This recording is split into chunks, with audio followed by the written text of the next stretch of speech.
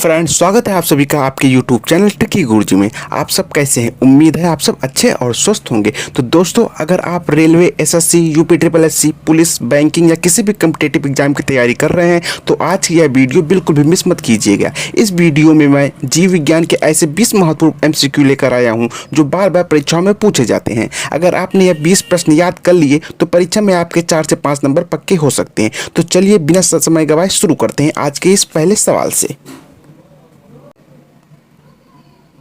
तो फ्रेंड, आपका जो पहला प्रश्न यहाँ पर होने वाला है वह है आपका RBC, जिसको हम रेड ब्लड सेल्स या लाल रक्त कोशिकाएं कहते हैं। इसका मुख्य कार्य क्या है? जिसके ऑप्शन आपको दिए गए हैं। A, रोगों से रक्षा करना, B, ऑक्सीजन का परिवहन करना, C, हार्मोन बनाना, या ऑप्शन D, रक्त का थक्का बनाना। तो फ्रेंड, बात की जाए RBC की तो इसका जो मुख्य कार्य है वह है आपका ऑक्सीजन का परिवहन करना, अर्थात इसका जो ऑप्शन B है यह आपका राइट आंसर हो जाएगा। Option B is the right answer. तो चलिए फ्रेंड, अगले प्रश्न की तरफ चलते हैं। तो फ्रेंड, जो सेकंड क्वेश्चन आपका दिया गया है वह है आपका WBC, श्वेत रक्त कणिकाएं, जिसको हम व्हाइट ब्लड सेल्स भी कहते हैं। इसका मुख्य कार्य क्या है? तो चलिए फ्रेंड, ऑप्शन देखते हैं। ऑप्शन A आपका दिया गया है ऑक्सीजन पहुंचाना, ऑप्शन B शरीर की रोगों से रक्षा करना, ऑप्शन C भोजन पचाना, या फिर ऑप्शन D रक्तचाप नियंत्रित करना। तो फ्रेंड, जो आपका WBC है इसका जो मुख्य कार्य होता है वह है आपका शरीर की रोगों से रक्षा करना, अर्थात इसका जो ऑप्शन B दिया गया है यह आपका राइट आंसर हो जाएगा। Option B is the right answer. चलिए फ्रेंड, अगले प्रश्न की तरफ चलते हैं।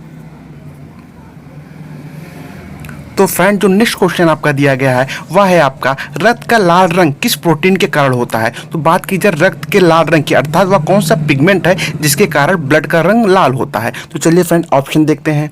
Option A myoglobin, option B haemoglobin, option C albumin, या फिर ऑप्शन D केराटिन। तो फ्रेंड, बात की जाए ब्लड का जो लाल रंग है वह जिस पिगमेंट के कारण होता है उसका नाम है हीमोग्लोबिन। ऑप्शन B इसका राइट आंसर हो जाएगा।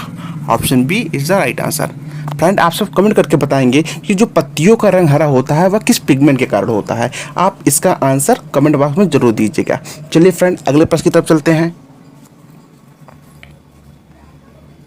सो फ्रेंड, नेक्स्ट प्रश्न आपको जो दिया गया है वह है मानव शरीर में सबसे बड़ी श्वेत रक्त कोशिका कौन सी है? तो फ्रेंड, बात की जाए मानव शरीर की जो सबसे बड़ी रक्त कोशिकाएं हैं उसके नाम की। तो चलिए फ्रेंड, ऑप्शन देखते हैं। Option A lymphocyte, option B neutrophil, option C monocyte, या फिर ऑप्शन D बेसाफिल। तो फ्रेंड, बात की जाए मानव शरीर की जो सबसे बड़ी श्वेत रक्त कोशिकाएं होती हैं वह होती हैं आपकी monocyte. Option C is the right answer.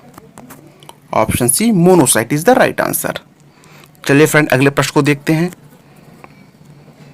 तो फ्रेंड, अगला प्रश्न आपका दिया गया है हीमोग्लोबिन में कौन सा तत्व पाया जाता है? बात की जाए हीमोग्लोबिन में पाए जाने वाले पिगमेंट अर्थात तत्व की, तो वह कौन सा होता है? ऑप्शन A कैल्शियम होता है, ऑप्शन B लोहा, ऑप्शन C सोडियम, या फिर option D potassium.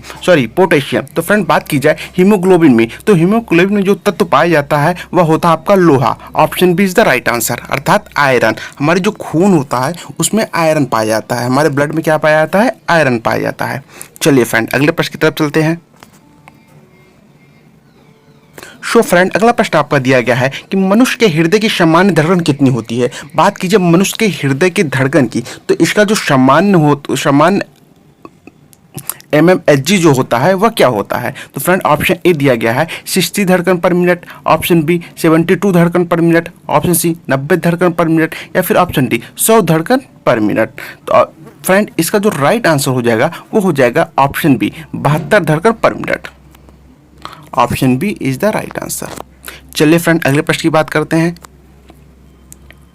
So friend, next question आपका दिया गया है स्वस्थ मनुष्य का सामान्य रक्तचाप कितना होता है?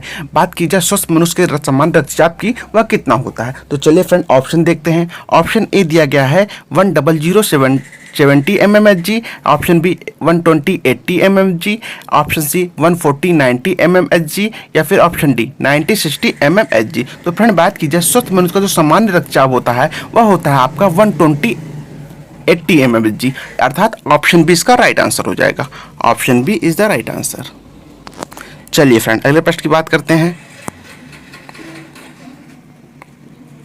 सो फ्रेंड, अगला प्रश्न आपका जो दिया गया है वह है मानव शरीर में सबसे बड़ी धमनी कौन सी है, अर्थात मानव शरीर में पाई जाने वाली सबसे बड़ी धमनी कौन सी होती है। चलिए फ्रेंड ऑप्शन देखते हैं। ऑप्शन ए फुफ्फुसीय धमनी होती है, ऑप्शन बी महाधमनी होती है, ऑप्शन सी कैरोनरी धमनी होती है, या फिर ऑप्शन डी कैरोटिड धमनी होती है। तो बात की जाए फ्रेंड, मानव शरीर की जो सबसे बड़ी धमनी होती है वह होती है आपकी महाधमनी, जिसको हम एरोटा भी कहते हैं। ऑप्शन बी इसका राइट आंसर हो जाएगा। Option B is the right answer. क्या? महाधमनी, एरोटा।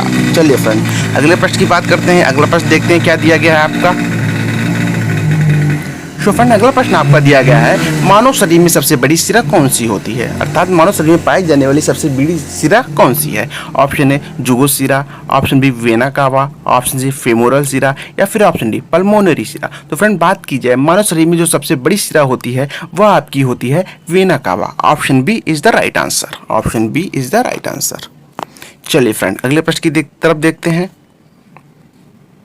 सो फ्रेंड अगला प्रश्न आपका दिया गया है कि श्वसन के दौरान कौन सी गैस अंदर ली जाती है। बात की जाए श्वसन के दौरान हम कौन सी गैस ग्रहण करते हैं, उसका नाम क्या होगा। तो चलिए फ्रेंड ऑप्शन देखते हैं। Option A carbon dioxide, option B oxygen, option C nitrogen, या फिर ऑप्शन डी हाइड्रोजन। तो फ्रेंड बात की जाए श्वसन के दौरान जो हम श्वास या जो गैस अंदर लेते हैं उसको क्या कहते हैं। Option B oxygen. Option B is the right answer. Friend option B इसका राइट आंसर हो जाएगा।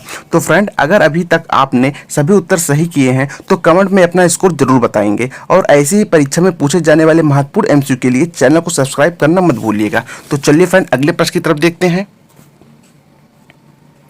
सो फ्रेंड अगला प्रश्न आपका दिया गया है श्वसन के दौरान कौन सी गैस बाहर निकाली जाती है। ऑप्शन ए ऑक्सीजन निकाली जाती है, ऑप्शन बी कार्बन डाइऑक्साइड निकाली जाती है, ऑप्शन सी नाइट्रोजन निकाली जाती है, या फिर ऑप्शन डी हीलियम निकाली जाती है। तो फ्रेंड बात की जाए श्वसन के दौरान जो गैस हम बाहर निकालते हैं उसका जो नाम है वह है आपका कार्बन डाइऑक्साइड अर्थात CO2। तो इसका आप राइट आंसर हो जाएगा option B is the right answer, carbon dioxide. चलिए फ्रेंड अगले प्रश्न की तरफ चलते हैं।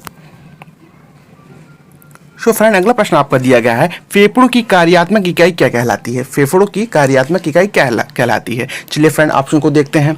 Option A nephron, option B alveoli, option C neuron, या फिर ऑप्शन डी विल्वी। तो फ्रेंड बात की जाए फेफड़ों की जो कार्यात्मक इकाई होती है उसको हम क्या कहते हैं, उसको हम कहते हैं एल्वियोलाई। क्या? Alveoli. Option B is the right answer.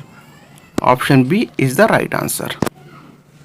Friend यहाँ पर फेफड़ों की बात की गई है, यहाँ पर ध्यान रखिएगा, ठीक। चलिए फ्रेंड अगले प्रश्न की तरफ चलते हैं।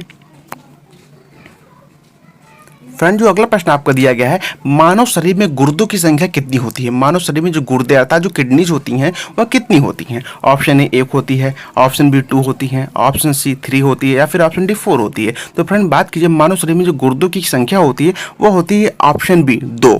Option B is the right answer. चलिए फ्रेंड अगले प्रश्न की तरफ चलते हैं।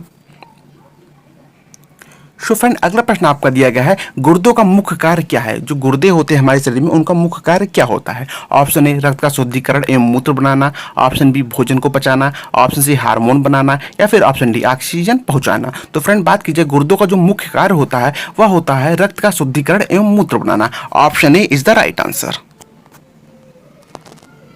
चलिए फ्रेंड अगले प्रश्न की तरफ चलते हैं। सो फ्रेंड अगला प्रश्न आपका दिया गया है मूत्र का पीला रंग किस पदार्थ के कारण होता है, अर्थात शरीर में वह कौन सा पिगमेंट मौजूद होता है जिसके कारण मूत्र का रंग पीला हो जाता है। चलिए फ्रेंड ऑप्शन को देखते हैं। Option A bilirubin, option B urochrome, option C haemoglobin, या फिर ऑप्शन डी मेलेनिन। तो फ्रेंड बात की जाए मूत्र का जो पीला रंग होता है वह होता है आपका यूरोक्रोम पिगमेंट के कारण। तो ऑप्शन बी इसका राइट आंसर हो जाएगा। Option B is the right answer. चलिए फ्रेंड अगले प्रश्न की तरफ चलते हैं।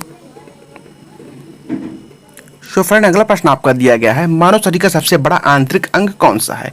ऑप्शन ए हृदय, ऑप्शन बी यकृत, ऑप्शन सी फेफड़ा, या फिर ऑप्शन डी गुर्दा। तो फ्रेंड बात कीजिए मानव शरीर के जो सबसे बड़ा आंतरिक अंग की बात की गई है तो यहाँ पर आंतरिक अंग जो हो जाएगा वह हो जाएगा आपका यकृत, अर्थात option B is the right answer.